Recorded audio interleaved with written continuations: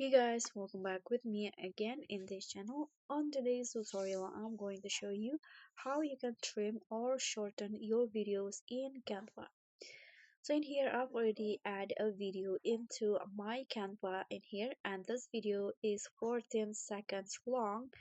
And how you can trim it, you can just click on this scissor icons at the top which shown the current durations, and that will be this right here, the settings right here. And if you want to trim it, select the trim the part that you want to trim, the beginning or the end.